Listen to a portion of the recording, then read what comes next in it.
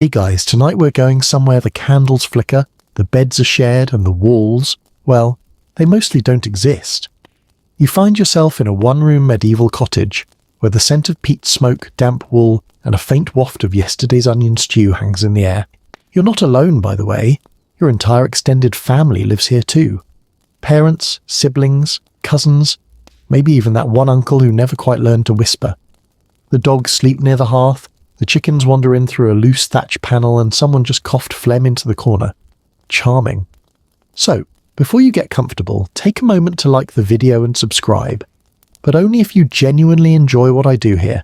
And don't forget to post your location and local time in the comments. I love seeing where and when you're all tuning in from. Now, dim the lights, maybe turn on a fan for that soft background hum, and let's ease into tonight's journey together. You trudge through a slushy village path after a long day in the fields, your hands numb from hauling hay and your feet itching inside shoes that never quite dried from yesterday's rain.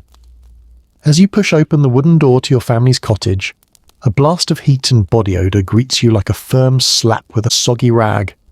Inside, your in-laws are arguing about a stolen egg, your younger sibling is chewing loudly on something unidentifiable, and your spouse? They're wedged between a spinning wheel and a half barrel of turnips, trying to untangle wool without strangling themselves. Welcome home. Now let's talk about the elephant in the cottage. Privacy. There isn't any. Not for sneezing, not for sulking, and definitely not for intimacy. You want to cuddle your beloved? You'd better be subtle, because Aunt Margaret sleeps just 2 feet away and has the hearing of a barn owl in tax season. The average peasant family lived in what modern folks might call a studio apartment with livestock. Most cottages had a single room, dirt floor, low ceilings, and maybe, if you were lucky, a crude wooden partition separating the hearth from the sleeping area. Beds were communal, and no, that doesn't mean just couples, it means everyone. You might be tucked in beside your children, your aging grandmother, and a piglet warming its rump by your feet. Cozy? Yes. Sensual? Not unless your kink is accidentally kicking your father-in-law during foreplay. And yet, humans are persistent creatures. Affection didn't die just because the room was full. Medieval couples got creative. Historians still argue whether some families built small lofts, called solar chambers, for the lord and lady of the house. But for most peasants, the loft was a fantasy. You made do. That meant waiting until the others were asleep and praying no one stirred at the wrong moment.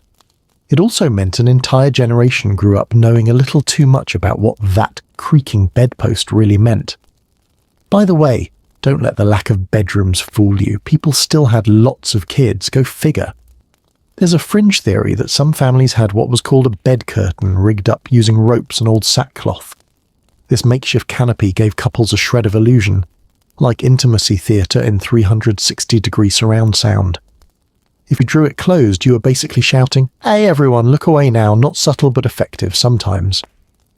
Let's not forget the furniture, or lack thereof.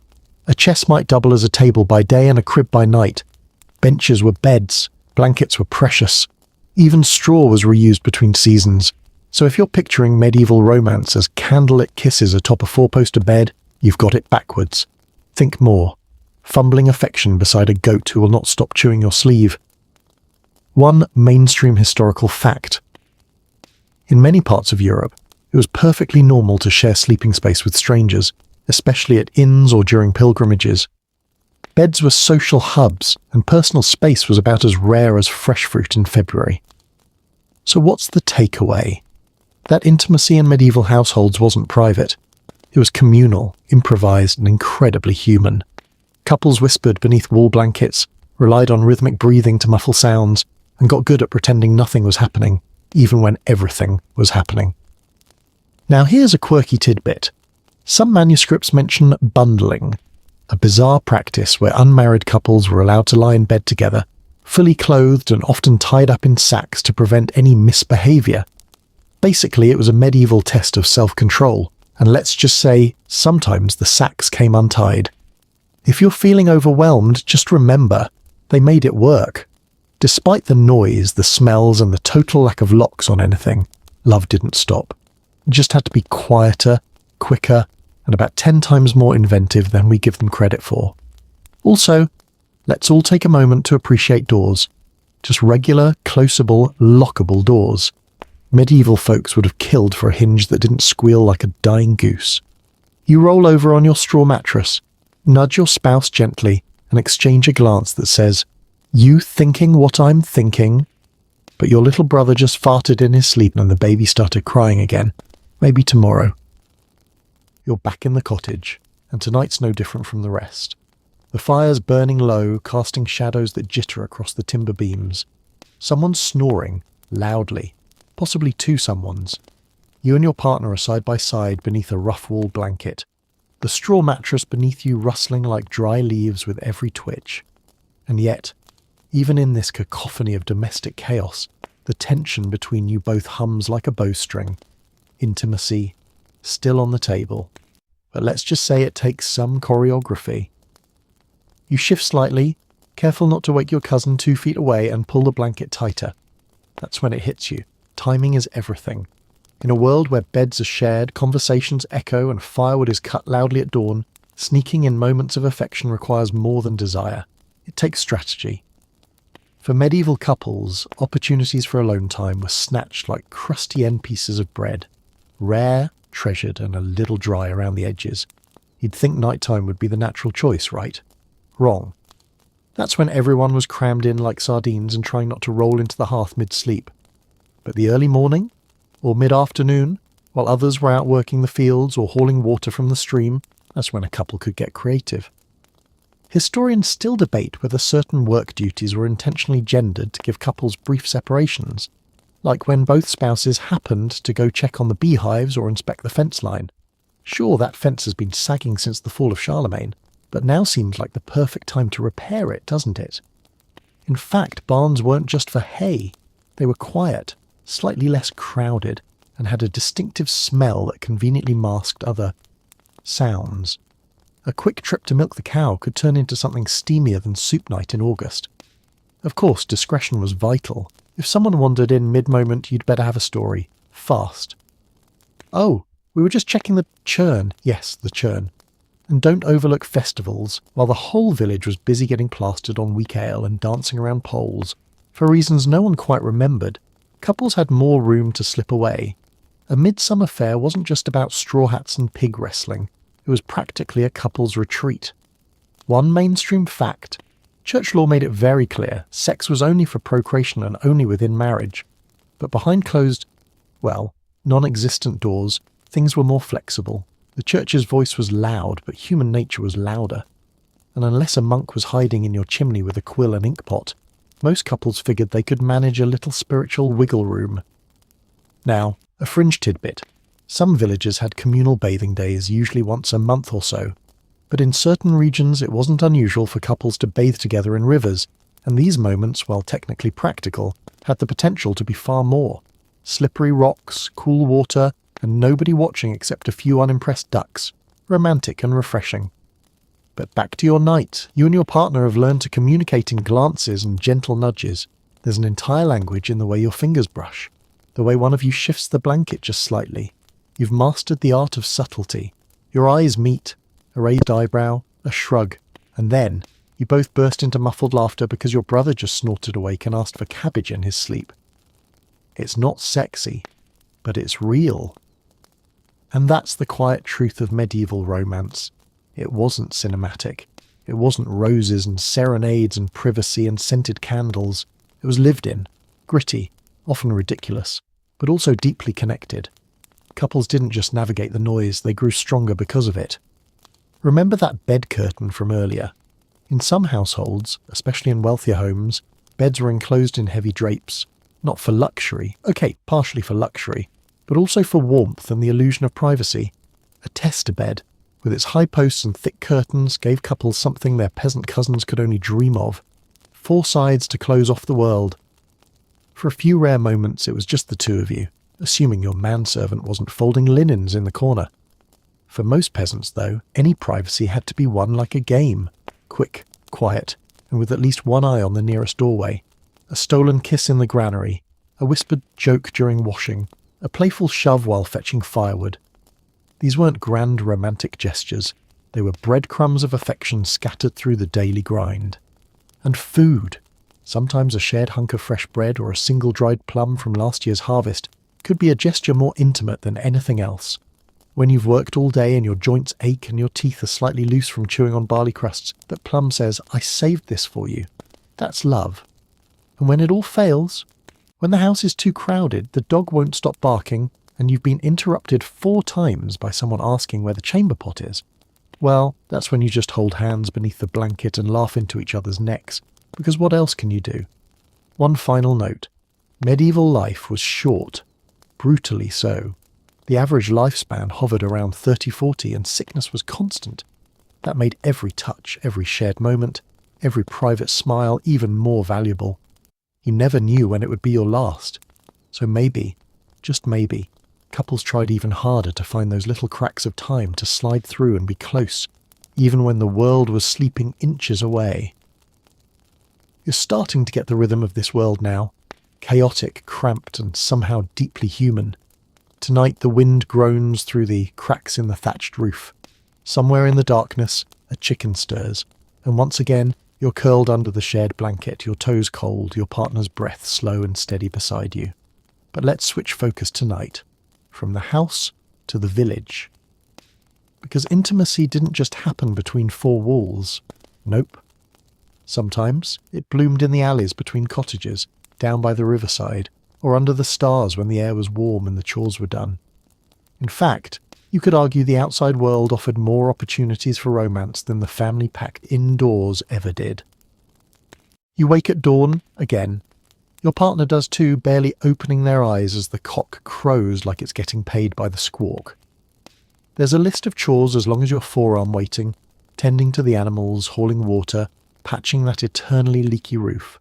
But before any of that, you sneak out together to gather herbs in the forest. At least, that's the excuse. The forest is damp and quiet this morning, its earthy perfume rising with the dew. You walk side by side, wicker baskets swinging gently from your arms. Every few steps your hands brush. It's nothing dramatic, but it is everything. In this world where affection is always in the shadow of obligation, a brief handhold under the trees feels scandalously luxurious. Mainstream history tells us that most medieval peasants were tied closely to the land, literally and legally. Serfdom wasn't exactly the backdrop for candlelit dinners, but while you technically answer to a lord and pay taxes and chickens, that doesn't stop you from finding moments to be human, or to fall in love. There's an old log near the edge of the woods where you sometimes sit together. Today it's mossy and damp, but that's never stopped you.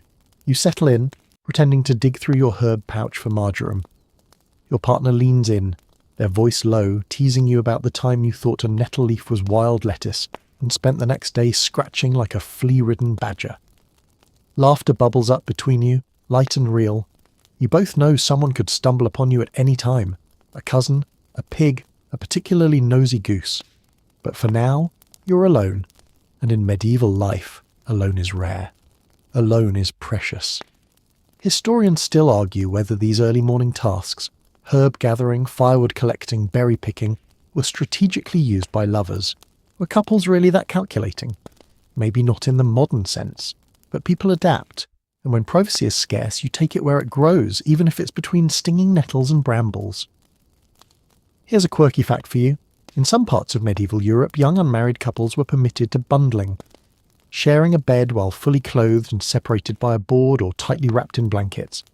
The idea was to foster affection without crossing lines. Naturally, human creativity sometimes ignored that plank. Now imagine you and your partner, married and years into your life together, still sneaking these small moments. Intimacy didn't end at the wedding. It just had to shift, adapt, and sometimes hide. You may be older, little rounder from winter bread, but the desire to connect, to escape the gaze of family and neighbours hasn't dulled one bit. And let's talk fashion. Because yes, clothing mattered. Your linen shift and layered wool tunic are not exactly easy off. Buttons are rare, laces are complicated, and don't even get started on those hand-stitched hose. Getting undressed wasn't spontaneous, it was a team sport. But there's something oddly romantic about helping each other untie layers at the end of the day. Muscles aching, fingers numb, quietly giggling when your sleeve gets caught on your elbow. That's intimacy too. Not always about heat, but about tenderness. One of the greatest gifts a couple could give each other? A shared task. When you work together, even if it's something as unglamorous as boiling pig intestines for sausage casings, it builds a kind of closeness. And if you happen to accidentally send your younger brother to fetch a different bucket so you get a few extra minutes alone in the smokehouse, well, that's just clever time management. Back in the village, you both return with your baskets full of herbs and your cheeks flushed. Not from the cold. As you pass the baker's hut, the scent of hot bread wafts through the morning air. You trade 3 sprigs of thyme for a warm, dense loaf and tuck it under your arm like it's treasure. You catch your partner looking at you, really looking, and in that glance you both share a memory of last summer, of the time you snuck into the orchard at dusk and pretended the apples were ripe just to have a moment alone. A handful of stolen minutes, a soft joke, a shared piece of bread. This is how medieval couples built intimacy, brick by brick, day by day, in the cracks of hard labour and straw-stuffed mattress. And when the night comes again, but your mind is filled with the noises of sleep. Outside, the moon casts a silver glow through the wooden slats, mossy log. Somewhere nearby, shared joke, donkey brays a quiet fire between you. No one else knows beside you. No one else not asleep either. Just you listen to the slow breathing of the others, tangled smiles, siblings, cousins, maybe even your mother-in-law. It's like trying to fall asleep at a sleepover with your entire extended family every night. Romantic, right? Yet this is exactly where medieval intimacy played its most patient game, beneath the rafters of crowded houses, where whispers had to be softer than breath, and every touch had to double as something else. An adjustment of the blanket, a repositioning of limbs, a whoops, didn't see you there kind of brush. You've become fluent in a whole new language of affection, one built from silence, timing, and trust. By day, privacy is an illusion. You share everything. Your meals, your tools, your fireplace. Even the outhouse is a group affair, more or less. But at night, the darkness is your ally.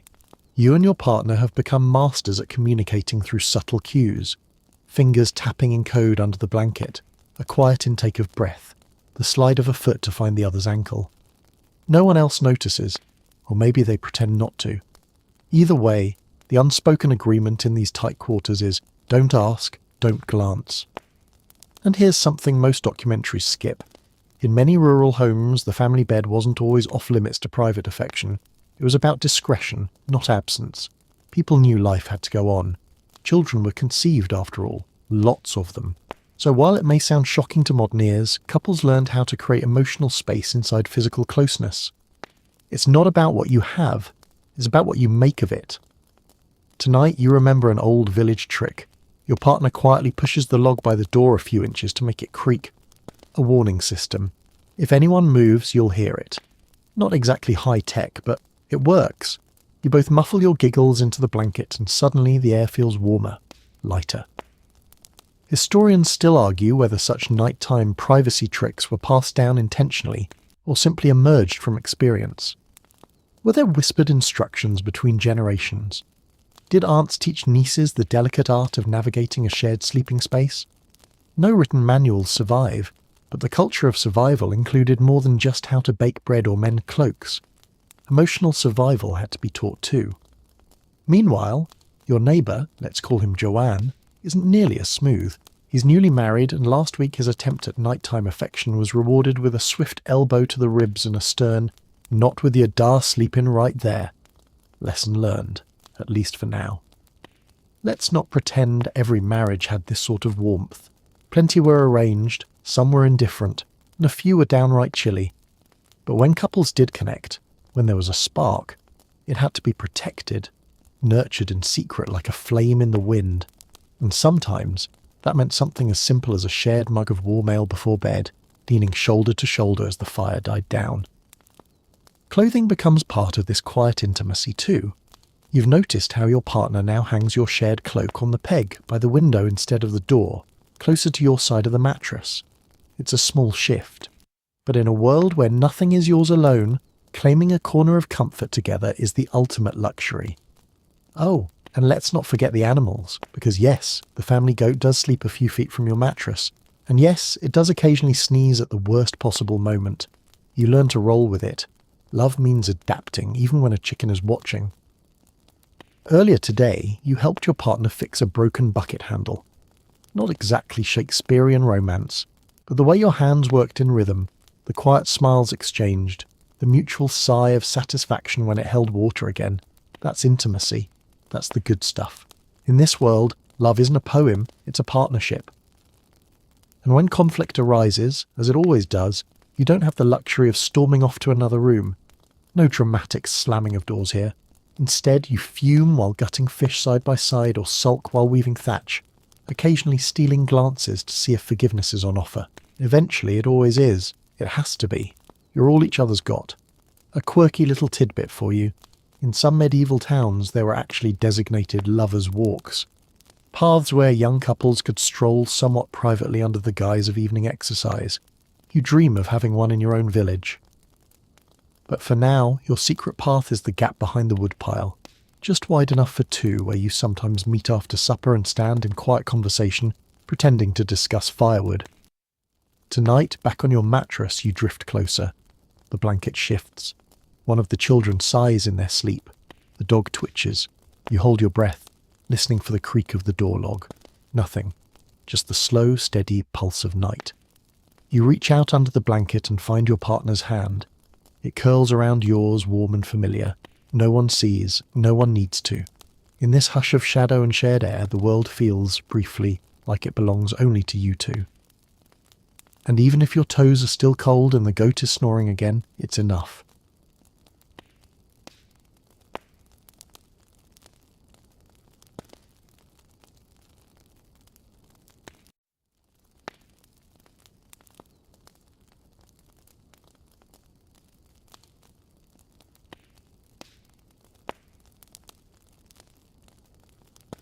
You wake before the sun again. The rooster hasn't even cleared its throat, but your eyes open like clockwork. Cold air bites your cheeks while the rest of you remains bundled in the shared blanket. Your partner is still asleep, curled in a soft bundle, face relaxed. For a moment you lie still, watching them breathe. Just a small act of intimacy that only the morning quiet allows. In a home full of breathing, snoring, rustling relatives, it's not often you get this sliver of time to yourself, or to each other. So you cherish these pre-dawn pauses. They're rare, brief, sacred, and if you're lucky you use them wisely, handing on theirs, a whisper you might not dare speak when the whole... You murmur them just to see that smile in return. It's not fireworks, but it's better. It's real. You quietly slide out of bed, trying not to step on a cousin or knock over the family cat. Every movement is a dance, stealth, balance, and sometimes minor acrobatics. The fire's down to embers, so you stoke it with dry twigs. As the first flames crackle, a warm glow fills the room. Your partner stirs, stretches, and joins you. It's the only time you'll be alone all day. This early hour is your window for soft words and inside jokes. You might share leftover bits of cheese or nibble on bread crusts you stashed from the night before. It's the medieval version of breakfast in bed, except it's drafty, and someone's likely to stumble over your legs any moment. Still, you lean in. You trade stories in hushed tones. Maybe you talk about the dream you had. Maybe you don't say anything at all. Historians still argue whether morning rituals like this were common among peasant couples, or just an occasional luxury. Written records mostly focus on nobility, courtly love, ornate poetry, scandalous liaisons. But the quiet, invisible rituals of rural love? Those left barely a parchment trace. Yet the tenderness had to be there, woven into gestures too small to record. And speaking of gestures, today you plan to help your partner with their task. They're hauling water from the stream, and you've decided to go too. Even though it means carrying extra buckets, you tell yourself it's to help. But let's be honest, you just want a few more moments alone, even if it means hauling mud-caked pails. You pass by the hedgerows, stepping carefully on dew-slick stones. The world is still half asleep. The trees rustle like they're whispering secrets, and you both laugh when your foot slips, nearly sending you into the stream. You don't mind the splash. You've made a memory, and there's a gold in a life like this. On your way back, you spot old Nan Geetha tending her herbs. She gives you a look, a knowing one, and raises a brow. She remembers what it's like to be young and in love under a crowded roof. She chuckles and mutters something about how you'd best be careful not to drop the baby in the stream once it's born. You freeze. Your partner coughs. You keep walking. Gossip travels fast when walls are thin and midwives are absent. By midday, you're back in full survival mode. The household is loud and any intimacy has to be coded, hidden in plain sight. A pinch of the sleeve, a tap of the hip while passing behind them, helping them up onto the stool even though they didn't ask. All tiny moments, but they add up. They're how love is kept alive without a private room or even a full sentence. Want a quirky fact? In some parts of medieval Europe, couples developed their own versions of home signs, secret gestures or phrases that signalled something playful or affectionate, like an elbow bump meant "meet me by the barn later," or a certain word during dinner hinted at romantic intentions. It was covert, charming, and very necessary in a world where your mother-in-law might be sitting 2 feet away stirring turnip stew. Lunch is loud, chaotic, and involves more mouths than bowls. You hand your partner the better piece of bread without saying a word. They slide over a sliver of cheese. It's your own form of love language, and no one else needs to understand. Later, when the sun dips low, you're both assigned to gather kindling outside the edge of the village. It's not glamorous, but it gives you space. You walk slower than necessary. You find twigs, yes, but also a feather that you tuck into your partner's collar, grinning. You laugh when a crow squawks overhead, making you both jump. The sky turns honey like. Historians might miss these moments entirely. They talk of land ownership, of feudal contracts, of grain famine years. But what about the look your partner gives you when your fingers brush over a split log? What about the smile that lingers long after it's gone? Those aren't written in ink. They're carved into memory. Evening comes. You return home, arms full of firewood, cheeks red from wind, and maybe a little from smiling too hard. The house is already thick with the scent of onions and lentils. The baby, someone else's, is crying. Your uncle is asleep in the corner. Someone's feet are steaming by the fire. Your moment is gone. But before bed, you pull the blanket up a little higher. You shift just slightly until your knee touches theirs. It's not much, but they notice, and they smile. And that smile, that's your reward for surviving another day in this beautiful, frustrating, love-filled little chaos you call home. As the room quiets and shadows stretch long across the timbered walls, you both get a little bolder. Not obviously so, heaven forbid you draw your cousin's attention. But in these twilight hours there's a softening in the air, and that makes all the difference. You brush past each other more often, finding reasons to stand just a touch too close. You hand them their cloak, letting your fingers linger on theirs a heartbeat longer. It's not grand passion, but it's the slow, careful choreography of two people carving out private space where none exists. Now here's a quirky historical tidbit. In some medieval villages, couples who lived in large family homes had a tradition of hanging small, decorative tokens, woven charms, carved love spoons, or embroidered cloths, by their sleeping area to claim a corner as theirs. Not exactly a do not disturb sign, but close enough. Sometimes those tokens were swapped out with the seasons, as if love had a dress code. You don't have one, but you consider it. Maybe a sprig of rosemary above the bedpost next spring. Tonight, like most nights, the entire family beds down in the same room. Bodies form a quilt of snoring humanity. Uncle near the hearth, little ones sprawled like spilled flour, and your partner tucked beside you beneath a rough woolen blanket. Privacy? Laughable. But there's a rhythm to this, an unspoken agreement that once the candles are out and only the firelight flickers, people look away, or pretend to. You wait until the right moment, when the baby stops fussing, when the last cough dies down, when even the dog seems to sigh into sleep. That's when your fingers creep across the blanket and find theirs. You don't speak, you don't need to. The soft clasp of hands in the dark says what words never could. Historians still debate how often married couples truly shared beds in peasant homes. Some argue that they likely rotated sleep spots, sometimes even sleeping apart depending on chores or seasons. Others believe couples claimed the same space whenever possible, even if it meant sharing it with a toddler, a goat, and 3 pots of pickled cabbage. Either way, love found a way to squeeze itself between those muddy boots and hay-stuffed pillows. Your partner shifts, pressing their back against yours. It's not dramatic, it's warm, grounding, familiar. The kind of touch that says, I see you. You inhale the scent of their hair, smoke, dried lavender, and a hint of sweat. Romance, medieval edition. And just when you think that's the closest you'll get tonight, A hand brushes your side. Soft, casual, but deliberate. You smile in the dark. This is the game. The slow, silent, sleep-skirting courtship. A toe nudges yours. A whispered joke tickles your ear. You chuckle and your sister groans from across the room, muttering about mice and dreams. So you fall silent again, sharing the kind of laughter that doesn't need sound. Your fingers trace invisible circles on their forearm.